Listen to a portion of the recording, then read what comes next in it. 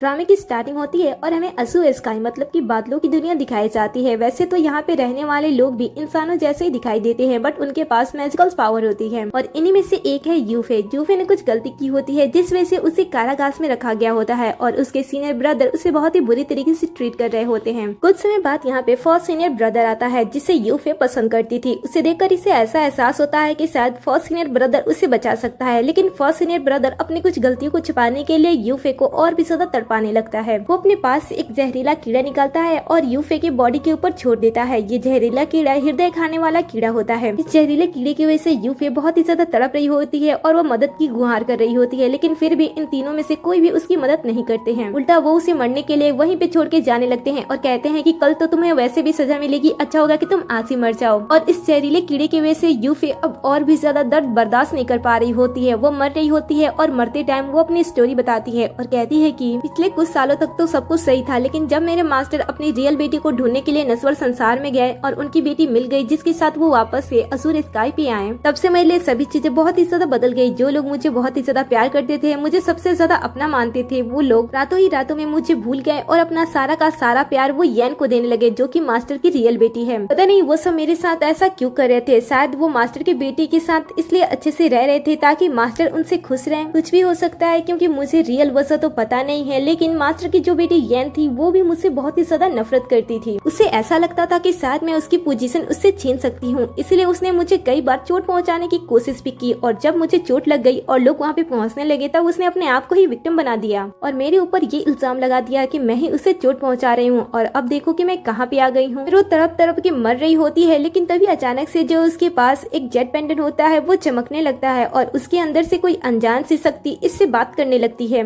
Jet pendant को इस तरीके से अपने आप से बात करते हुए देख कर तो वो हैरान हो जाती है क्योंकि उसने इस जेट पेंडेंट को रास्ते से उठाया था और वो इसे मामूली समझती थी, लेकिन जब उसमें से एक अनोखी सी ऊर्जा निकलती है जो कि यूफे के जहरीले कीड़े को उसकी बॉडी से बाहर निकाल देती है और उसे पूरी तरीके से ठीक कर देती है, ये देखकर तो यूफे काफी इम्प्रेस होती है और उस अनजान सी शक्ति के बारे में जानने की कोशिश करने लगती है। लेकिन वो अनजान सी शक्ति उसे अपने बारे में ज्यादा बातें नहीं बताती है। वो पहले उसे समझाती है कि तुम्हें उन लोगों से बदला लेनी चाहिए जो कि तुम्हें यहाँ पे लेकर आए हैं, लेकिन यूफे अपने ही लोगों को नुकसान नहीं पहुँचाना चाहती थी। ये देखकर वो जेट पेंडेंट उसे कहता है कि देखो ये जेट पेंडेंट भी अब तुम्हारे दिल से जुड़ चुका है क्योंकि इसने तुम्हारी मदद की थी और जिस तरीके से तुम्हारा दिल टूटेगा धीरे धीरे इस जेट पेंडेंट पे भी दरार पड़ने लगेगी और जब ये पूरी तरीके से टूट जाएगा तब तुम मुझसे मिलने आओगी। ये सुनकर तो यूफे को कुछ भी समझ में नहीं आता है कि ये अनोखी शक्ति उससे आखिर क्या बात कर रही है, लेकिन तभी यहाँ पे उसके सीनियर्स ब्रदर आ जाते हैं और जब वो उसे सही सलामत देखते हैं तब उसे पूछते हैं कि बताओ तुम उस जहरीले कीड़े से किस तरीके से बच गई। अब इस जेट पेंडेंट का रहस्य इनके सामने खुल न जाए इसलिए यूफे उनके सामने झूठ बोलती है और जो गलती उसने नहीं की होती है उसकी सजा के लिए वो रेडी हो जाती है। इसके बाद इसे उस जगह पे लेकर जाया जाता है जहाँ पे इसे सजा देने वाले होते हैं और यहाँ पे पहले से सभी लोग मौजूद होते हैं। यूफे को जब उसके मास्टर के सामने खड़ा किया जाता है तब मास्टर उसे कहते हैं कि मैंने तुम्हें हमेशा अपनी बच्ची की तरह प्यार दिया और तुम्हें अपनी बच्ची ही समझा, लेकिन जब मेरी रियल बच्ची आई तब तुमने उसके साथ बहुत ही ज्यादा गलत किया। ऐसे नफरत भरे दिल के साथ हम तुम्हें अपनी इस दुनिया में नहीं रख सकते हैं, तुम्हें सजा देनी ही होगी। बिना यूफे की बातें सुने मास्टर उस पे ऐसा इल्जाम लगाते जा रहे होते हैं। ये देखकर तो यूफे का दिल टूटने लगता है और वो कहती है कि ठीक है, आप लोग जो मुझ पे इल्जाम लगा रहे हो सारे के सारे इल्जाम सही हैं। यूफे ये देखना चाहती थी कि जब तक वो शांत रहती है उसके ऊपर कैसे कैसे इल्जाम लगा सकते हैं, इसलिए वो शांत रहती है और सारे के सारे गुनाहों को कबूल कर लेती है जो उसने कभी किए भी नहीं होते हैं। अब इसके बाद मास्टर कहते हैं कि ठीक है, यूफे ने गलती की है और उसने एक्सेप्ट भी कर लिया, लेकिन मैं सारी चीजें देखने के बाद भी सजा सुनाऊंगा। ये सुनकर तो येन डर जाती है कहीं उसका राज सबके सामने खुल ना जाए, इसलिए वो ये जांच करने से अपने मास्टर को मना करती है और कहती है कि अब मुझे दर्द नहीं हो रहा है तो आप लोग मेरी बहन को जाने दो। लेकिन कोई भी सीनियर ब्रदर यूफे को इतनी आसानी से जाने नहीं देना चाहते थे क्योंकि वो मास्टर के सामने और भी ज्यादा अच्छे बनने की कोशिश कर रहे होते हैं और कहते हैं कि हम यूफे को इतनी आसानी से जाने नहीं देंगे, इससे तो सजा मिलनी चाहिए ताकि ऐसी गलती आगे चलकर कोई भी यहाँ पे ना कर पाए। अब इन सब की ऐसी बातें सुनकर तो यूफे का दिल टूटना स्टार्ट हो जाता है और जिसे हम साफ साफ उस जेट पेंडेंट पे देख सकते हैं। फिर वो मास्टर के सामने झुकती है। ये सुनकर मास्टर उसे कहते हैं कि हम तुम्हें इतनी आसानी से जाने नहीं देंगे। ये सुनकर यूफे कहती है कि मैं आपके सामने झुक रही हूँ, इसका मतलब ये नहीं है कि मैंने वो गलती की थी, इसका मतलब ये है कि आप चाहे तो मुझे कोई भी पनिशमेंट दे सकते हो, लेकिन मैं इस गलती को स्वीकार नहीं करने वाली हूँ। ये सुनकर तो सभी गुस्सा करने लगते हैं। सबको सुनकर तो सबका ऐसा लगता है कि वो मास्टर का अपमान कर रही है, इसलिए सभी गुस्से में आ जाते हैं और कहते हैं कि मास्टर आपको इसे जल्द से जल्द दंड दे देना चाहिए। लेकिन मास्टर ऐसा नहीं करते हैं। वो यूफे से कहते हैं कि बताओ तुम्हारे कहने का क्या मतलब है। तब यूफे कहती है कि मैंने बचपन से आज तक बहुत सारी गलतियाँ किया है उसकी सजा तो मुझे जरूर मिलनी चाहिए। पहली गलती जब मैंने आपकी जान बचाई थी, जब आप मास्टर नहीं थे और आप पे इल्जाम लगा था कि आप हमारे कबीले को खत्म करने वाले हो, जिसके लिए आपको बहुत ही बुरी सजा दी गई थी।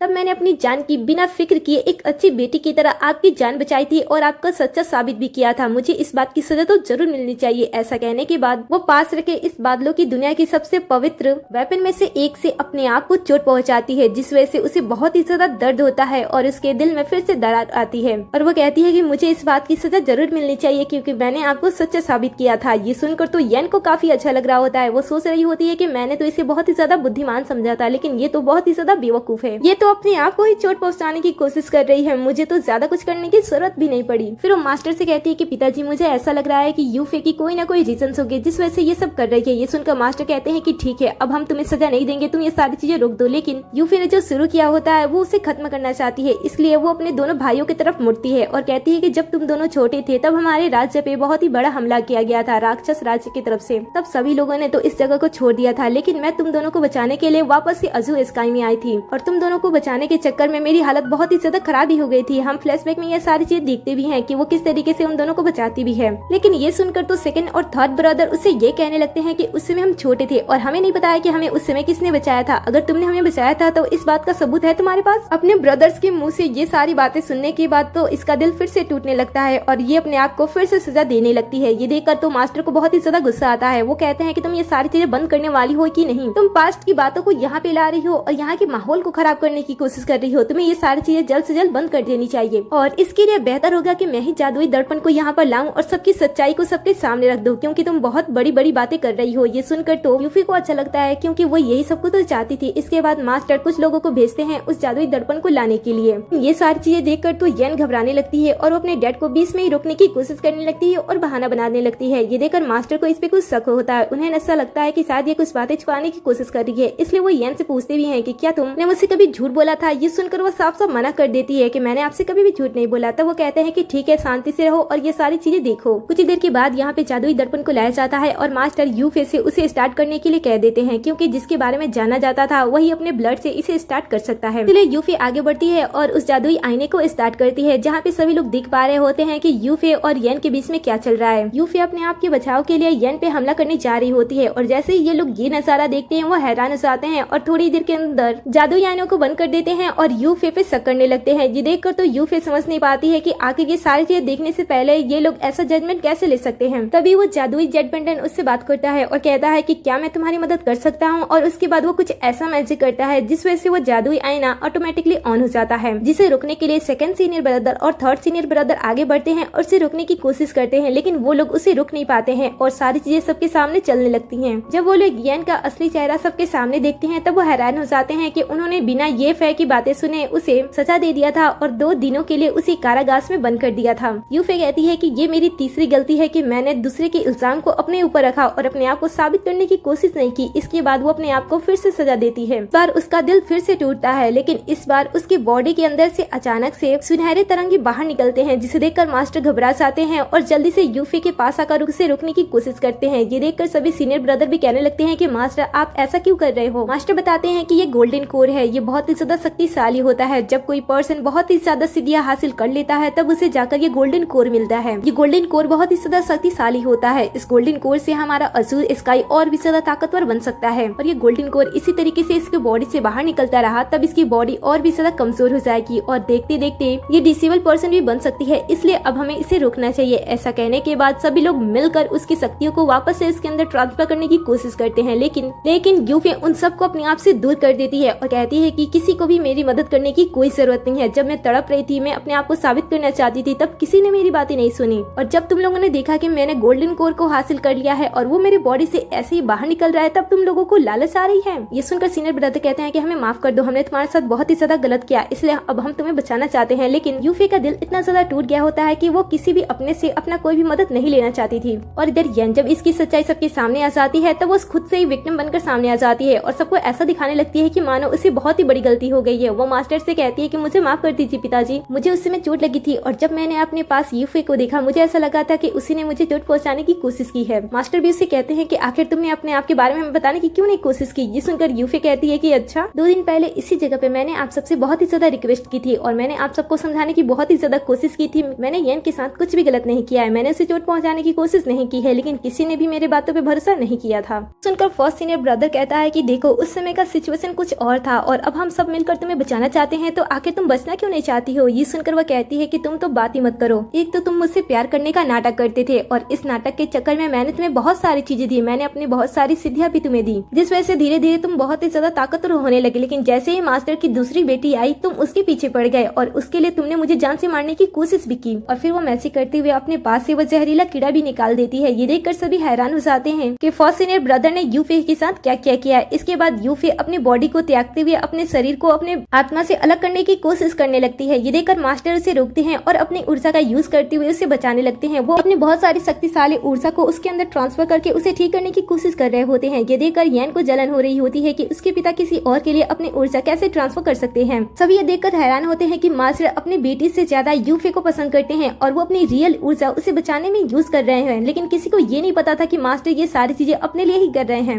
यूफे मैसेज करती है और सबके सामने वो अपने मास्टर की रियल आइडेंटिटी लाती है, जहाँ पे सभी लोग देख पा रहे होते हैं कि मास्टर फर्स्ट सीनियर ब्रदर के साथ मिलकर किस तरीके से यूफे को खत्म करने की कोशिश कर रहे थे। लेकिन जब उन्हें पता चला कि इनकी बेटी के अंदर गोल्डन कोर आ चुका है, तब वो उसे बचाने की कोशिश कर रहे हैं ताकि वो उन्हें कोर मिल जाए। मास्टर के बारे में जानकर तो यहाँ के सभी लोग काफी ज्यादा हैरान हो जाते हैं कि वो अपने आप के पास एक ऐसा मास्टर रखते हैं जो कि शक्तियां पाने के लिए किसी के साथ भी कुछ भी कर सकता है। इधर यंग फेंग अपने सभी गोल्डन कोर को अपनी बॉडी से अलग कर देती है, जिस वजह से वो एक डिसेबल लड़की में बदल जाती है। लेकिन मास्टर जिसकी सच्चाई सबके सामने आ गई थी, वो इतना ज्यादा गुस्सा हो जाता है कि वो अभी भी ये फे को जान से मारने की कोशिश करने लगता है। वो उसे हवा में टांग देता है और उसके बाद जितना उसके अंदर गुस्सा भरा होता है वो उसके ऊपर निकालने लगता है। वो उसे बहुत ही बुरी तरीके से टॉर्चर करने लगता है। यूफे की इस हालत में उसके ऊपर बार बार बिजली गिरने की वजह से वो मर जाती है। लेकिन उसने जो जेट पेंडेंट पहना होता है उसमें पता नहीं कहां से बहुत सारी जादुई शक्तियां होती हैं, जो कि थोड़ी देर के बाद उसे पूरी तरीके से ठीक करना स्टार्ट कर देती है। और देखते ही देखते यूफे एक नया रूप ले लेती है। सभी उसका ये नया रूप देखकर बहुत ही ज्यादा हैरान होते हैं। साथ ही इस बात से बहुत ही ज्यादा हैरान होते हैं कि मास्टर के इतने ज्यादा हमला करने की वजह से वो बच कैसे गई। मास्टर भी सोच रहे होते हैं कि आखिर इसके पास कौन सी शक्ति हाथ लगी है जो कि ये इस तरीके से बदल गई। लेकिन यूफे के तो दिल में अब इतना ज्यादा दर्द भर गया होता है कि वो सिर्फ और सिर्फ अपने सामने वाले लोगों से बदला लेने की कोशिश करने लगती है। वो यहाँ पे आती है और कहती है कि मेरा अब सिर्फ एक ही मकसद है, तुम सबसे बदला लेना। ये सुनकर येन डर जाती है और फर्स्ट सीनियर ब्रदर के पीछे जाकर छुप जाती है। फर्स्ट सीनियर ब्रदर उससे लड़ने के लिए आगे आता है और अपने तलवार को लाता है, लेकिन वो उसके सामने ज्यादा देर तक टिक नहीं पाता है क्योंकि यूफे अब बहुत ही ज्यादा ताकतवर हो गई होती है और वो उसके हाथ से जादुई तरीके से वो उसके हाथ से तलवार को छीन लेती है और अपने पास रख लेती है और कहती है कि इतना ज्यादा शक्तिशाली तलवार को क्या तुम हैंडल कर भी पाओगे। फिर वो उस एक तलवार को अचानक से बहुत सारे तलवारों के अंदर बदल देती है और उसके बाद वो इन तीनों पे एक साथ हमला करते हैं। ये देखकर सभी मिलकर उसे रोकने की कोशिश करते हैं, लेकिन फिर भी ये सारे लोग मिलकर भी उसे रोक नहीं पा रहे होते हैं और यूफे अकेले रहने के बावजूद भी इन सभी को हरा रही होती है। इसके जादू करने पे मौसम भी बदल रहा होता है और ये आसानी से सबको हरा देती है। इसके बाद अचानक से उसकी तबीयत थोड़ी सी खराब हो जाती है क्योंकि उसने अचानक से बहुत सारे मैजिक का यूज किया होता है। तभी जेट पेंडेंट उससे बात करने लगता है और कहता है कि तुम्हारा दिल पूरी तरीके से टूट चुका है और अब ये तुम्हारा नया दिल है तो तुम मुझसे मिल सकती हो। फिर कहती है कि हाँ क्यों नहीं, और इसके बाद उसके सामने एक नया पोर्टल ओपन होता है और वो उसके अंदर चली जाती है और फिर वो पोर्टल गायब हो जाता है। आगे हम उस पोर्टल की दुनिया को देखते हैं। यहाँ पे जैसे यूफी आती है उसके हाथ में वो जादुई ड्रैगन वाला तलवार होता है, वो अचानक से कांपना स्टार्ट कर देता है और उसके बाद वो उससे दूर चला जाता है। यूफी को समझ नहीं आता है कि उसका जादुई तलवार इस तरीके से रिएक्ट क्यों कर रहा है। तभी वो अपने सामने एक पर्सन को देखती है। वो जादुई तलवार उसके ही इर्द गिर्द घूम रहा होता है। ये देखकर वो पर्सन पहचान लेता है कि ये उसी का ही जादुई तलवार है। इसके बाद वो यूफी के सामने आता है। जब यूफी उसे देखती है तब उसे पूछती है कि बताओ तुम कौन हो। ये सुनकर वो कहता है कि ऐसा लग रहा है कि तुम मुझे पहली बार देख रही हो, माना कि तुम कभी भी मुझसे मिली नहीं हो, लेकिन इसका मतलब ये तो नहीं है कि तुम मुझे जानती नहीं हो, हमने बहुत सारा बात तो किया है ना। ये सुनकर वो समझ जाती है कि ये जेट पेंडेंट के अंदर वाला पर्सन है। उसके बाद यूफी उसे पूछती है कि बताओ तुम कौन हो, तुम्हारा नाम क्या है। ये सुनकर वो अपना नाम बताता है और कहता है कि मेरा नाम फैंग बाइजू है। ये सुनकर वो हैरान हो जाती है और वो कहती है कि क्या तुम वही हो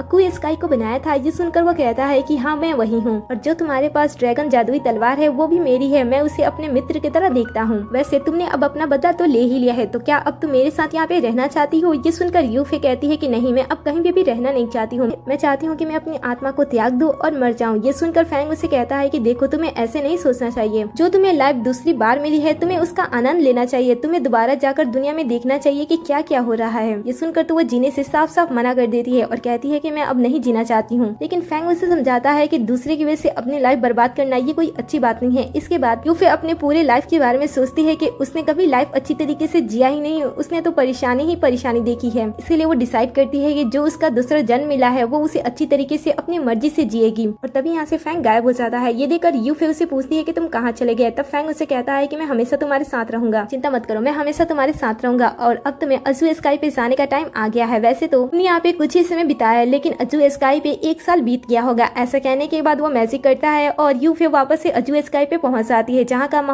माहौल पूरी तरीके से चेंज हो चुका है। वो काफी खुश होती है और घूम रही होती है, लेकिन अचानक से सभी लोग दूसरी दिशा में भागना स्टार्ट हो जाते हैं। ये देखकर वो देखने जाती है कि क्या हो रहा है, जहाँ पे वो देखती है कि यहाँ पे शैतान राजा के कुछ सैनिक होते हैं जिन्होंने कुछ लोगों को बंदी बना लिया होता है। ये देखकर वो उन्हें बचाने के लिए पहले अपना तलवार उनकी तरफ भेजती है और उन्हें रोकती है, लेकिन ये लोग उससे डरते नहीं है और कहते हैं कि अगर तुमने ये काम 1000 साल पहले किया होता तो हम इस जादुई तलवार से डर जाते, लेकिन आजकल इस तलवार से डरता भी कौन है। तभी सामने से यूफे आती है। यूफे को जैसे ही ये लोग देखते हैं वो पहचान जाते हैं कि वो उनकी बहन ही है। वैसे तो ये सारे सैनिक यूफे को बहुत ही ज्यादा कमजोर समझ रहे होते हैं और उन्हें ऐसा लग रहा होता है कि वो इसे मसल देंगे, लेकिन उनकी बातें सुनने के बाद यूफे अपने तलवार का यूज करती है और उन सबको बहुत ही आसानी से मारकर खत्म कर देती है। इसके बाद वो अपने भाइयों के जख्मों को ठीक करती है और वहाँ से जाने लगती है, लेकिन तभी उसके भाई उसके कदमों में गिर जाते हैं और उससे माफी मांगने लगते हैं। वो कहते हैं कि हमने जाने अनजाने में तुम्हारे साथ बहुत ही ज्यादा गलत कर दिया, इसके लिए तुम हमें माफ कर दो। दूसरी तरफ हम राक्षस राजा को देखते हैं जिसने अजूर स्काई पे पूरी तरीके से कब्जा कर लिया होता है और इसके बाद वो फर्स्ट सीनियर ब्रदर को भी जान से मार डालता है। फिर वो यैन को अपनी तरफ खींचता है और उसके अंदर से सारी ऊर्जा को बाहर निकाल देता है। ऊर्जा बाहर आने पे वो मर जाती है और वहीं पे गिर जाती है। इसके बाद उसकी जितनी भी ऊर्जा होती है शैतान राजा उसे अपने अंदर डाल देता है, जिसके बाद वो और भी ज्यादा ताकतवर हो जाता है। ये देखकर तो मास्टर बहुत ही ज्यादा गुस्सा होता है कि उसकी बेटी को उसके सामने ही किसी ने खत्म कर दिया। इसके बाद वो उसके साथ युद्ध करने के लिए आगे आता है और अपने मैजिक का यूज करता है। ये बात जानते हुए कि वो शैतान राजा के सामने टिक नहीं सकता है, लेकिन फिर भी वो अपनी बेटी के लिए उसे लड़ रहा होता है। लेकिन तभी अचानक से शैतान राजा के ऊपर अचानक से बहुत सारे तलवार आते हैं, जिनमें से एक तलवार उसे लग जाता है और वो वहीं पे मर जाता है। जब मास्टर पीछे पलट के देखते हैं तब पीछे यूफे होती है। यूफे कहती है कि भाइयों से आपके बारे में पता चला, इसलिए मैं यहाँ पे आ गई थी। इतना कहने के बाद वो वहाँ से जाने वाली होती है, लेकिन मास्टर उसे रोकते हैं और अपनी किए गए गलतियों के लिए माफी मांगते हैं और कहते हैं कि बेटी के मुंह में आकर मैंने तुम्हारे साथ बहुत ही ज्यादा गलत कर दिया, मुझे माफ कर दो। लेकिन यूफे उन्हें बताने लगती है कि उनकी वजह से उन्हें कितना ज्यादा दर्द सहना पड़ा। ये सुनकर तो मास्टर और भी ज्यादा परेशान होने लगते हैं और कहते हैं कि जब मेरी बेटी मुझे मिली मुझे समझ में नहीं आया कि मैं लोगों के साथ किस तरीके से बर्ताव करूं, और जब मेरी बेटी ने एक बार मुझसे कहा कि तुमने उसे चोट पहुंचाया तब मैंने एक बार भी तुम्हारे बारे में नहीं सोचा और तुम्हें दंड दे दिया, इसलिए प्लीज तुम उसे माफ कर दो। मास्टर यूफे के सामने बहुत ही ज्यादा गिड़गिड़ाते हैं, लेकिन वो माफ नहीं करती है। वो कहती है कि आपको तो बहुत ही बड़ा सजा पहले ही मिल गया है, आप इकलौते जी रहे हैं और आपके सारे शिष्य मारे जा चुके हैं, इससे बड़ी सजा और क्या हो सकती है। ऐसा कहने के बाद वो मास्टर को वहीं पे छोड़कर वहाँ से चली जाती है और इसके बाद वो यहीं पे एक सुकून भरी लाइफ जीने लगती है और इसी सीन पे इस ड्रामे का एंड हो जाता है। आपको ये ड्रामा कैसा लगा मुझे कमेंट में जरूर बताना। जाने से पहले वीडियो को लाइक कर दे, साथ ही चैनल को भी सब्सक्राइब कर ले, जिससे कि आप हमारे हर एक वीडियो से अपडेट रहो।